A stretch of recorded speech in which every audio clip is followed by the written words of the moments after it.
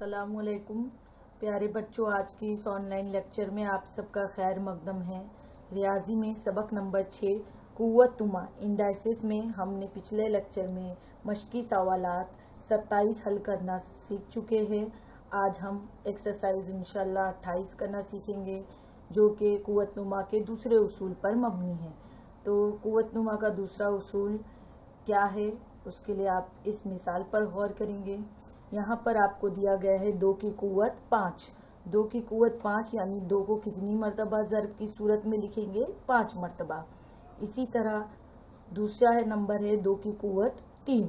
इसका मतलब हम 2 को कितनी मरतबा ज़र्ब करेंगे? 3 मरतबा।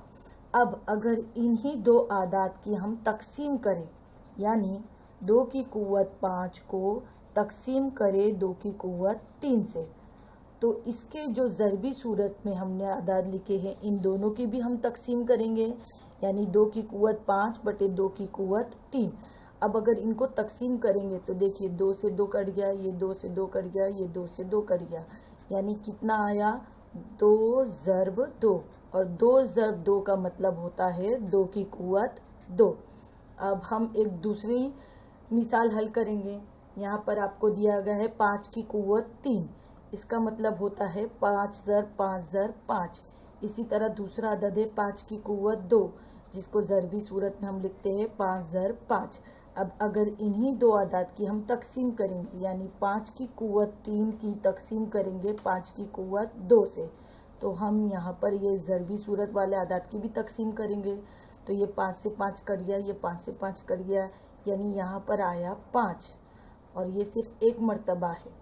तो इस तरह से लिखा जाएगा। अगर आप इन दोनों मिसालों पर गौर करेंगे तो आप अच्छी तरह से समझ जाएंगे कि जब दो एक जैसे असास वाले अददों की तकसीम होती है तो इनकी कुव्वतों की तफरीक हो जाती है। देखिए यहाँ पर 2 की कुव्वत 5 और 2 की कुव्वत 3 तकसीम होने पर अगर हम इसकी कुव्वतों को नफ़ी कर दे तो भी हमारा जवाब वही हासिल होता है जो इस तरह से हमने तकसीम करके हासिल किए।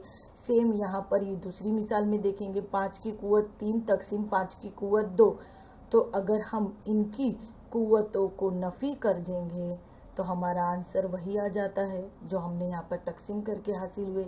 तो इससे कुव्वतनुमा का ये उसूल अख़ज़ हुआ कि अगर ए कोई गैर सिफर नातिक अदद हो, यानी ए सिफर ना हो, और एम और एन जो इसकी कुव्वतें हैं वो मस्बत सही आदाद हो, तो जब भी एक जैसे असास वाले अददों की तकसीम होती है तो उनकी कुव्वतों की क्या होती है? तफरीक होती है। लेकिन एम नफ़ी एन कब तफरीक करेंगे? जब एम बड़ा हो एन से। अब हम कुव्वतनुमा का एक दूसरा उसूल देखेंगे जिस पर मबनी हमारी 28 मश्क है। ए की कुव्वत m तकसीम ए की कुव्वत m। अभी हमने उसूल सीख चुके हैं कि एक जैसे अगर कायदों की तकसीम होती है तो हम कुव्वतों की क्या करते हैं? तफरीक करते। तो यहाँ पर हम m में से m क्या करेंगे? तफरीक करेंगे। तो m में से m गया, यानी क्या बचा? 0। अब हम m की जगह अगर मान लो ए के ऊपर कुव्वत लेते हैं 2 और उसकी तकसीम सेम उसी जैसे नंबर से करते हैं ए की कुव्वत 2 से, तो ए की कुव्वत 2 का मतलब होता है ए ज़र्ब ए। अब इसकी तकसीम करेंगे ए ज़र्ब ए से, तो अब यहाँ पर ये ए से कट गया, ये ए से ए कट गया, यानी क्या आया जवाब? 1। तो इसका मतलब ए की कुव्वत 0 ये किसके बराबर होता है? 1 के बराबर।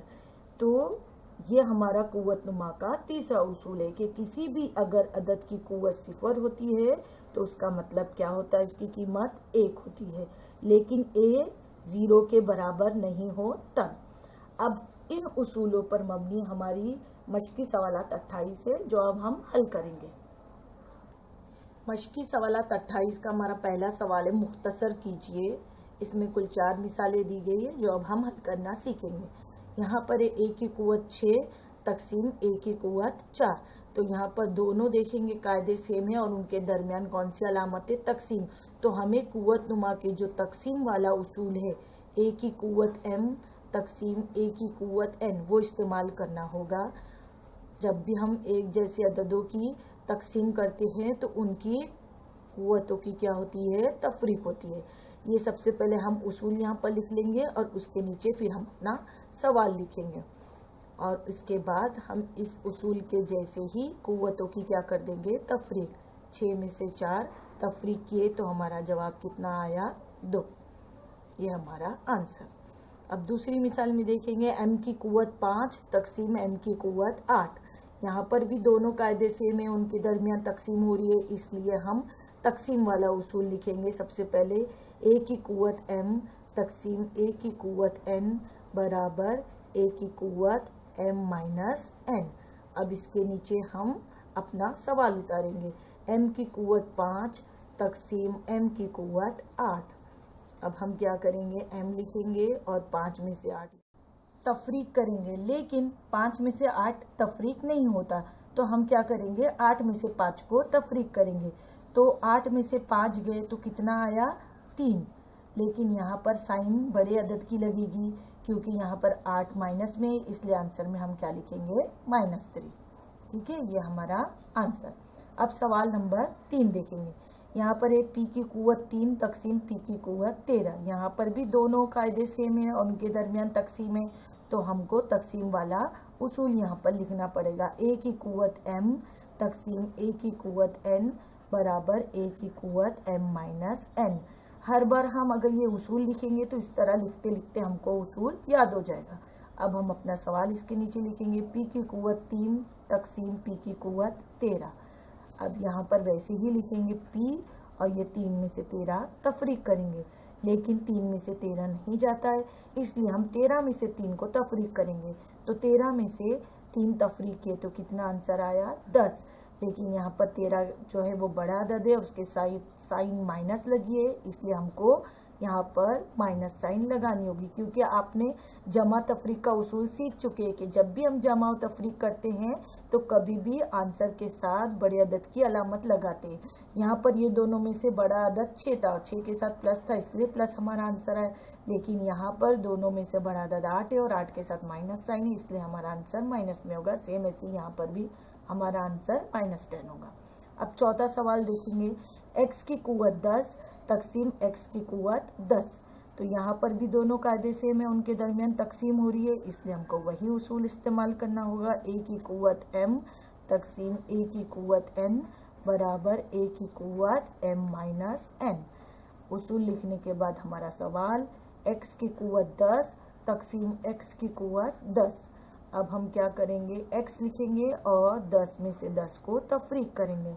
तो 10 में से 10 तफरीक हुए तो कितना आंसर आया, 0, और यही हमारा आंसर होगा।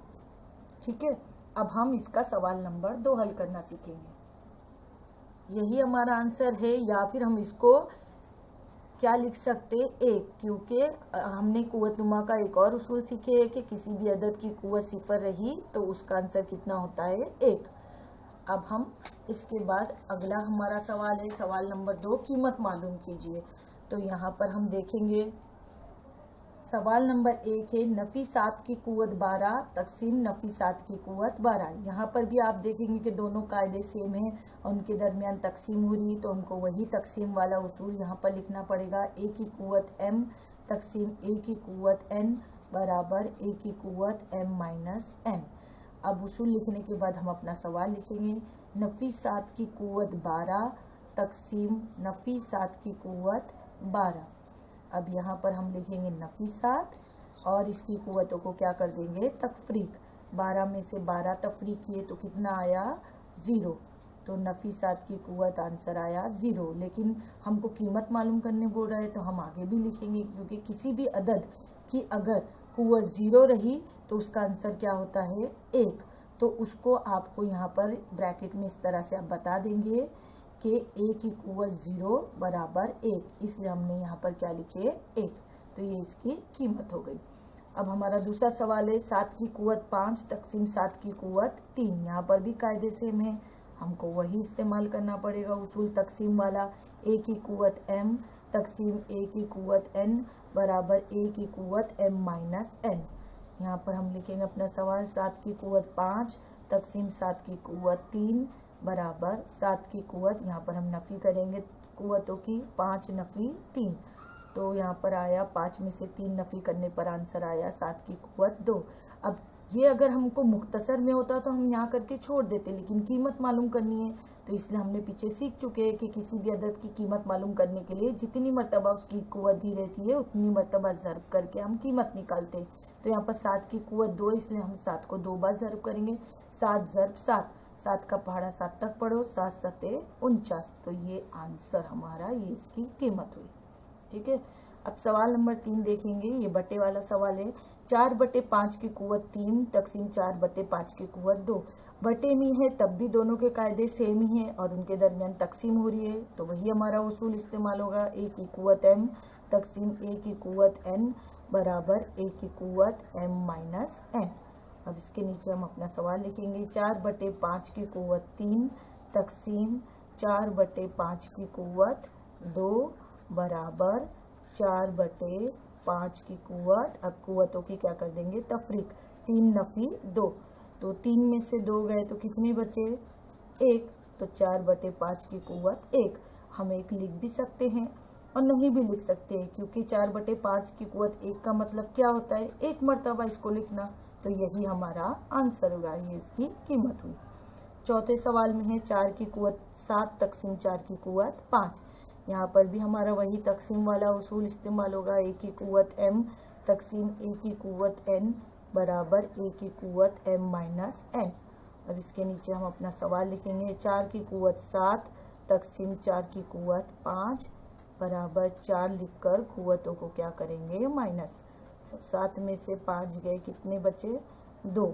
4 की कुव्वत 2। अब कीमत निकालनी है तो हम इसको ज़र्ब की सूरत में लिखेंगे। 4 को कितनी मरतबा ज़र्ब करेंगे, 2 मरतबा। तो 4 का पहाड़ा 4 तक पढ़ेंगे, 4 चौक 16। तो ये हमारा आंसर हुआ। इंशाल्लाह आपको ये मश्क समझ में आ गई होगी। अगले लेक्चर में हम कुव्वत नुमा का अगला उसूल हल करना सीखेंगे और उस पर मबनी मिसालें हल करेंगे। शुक्रिया।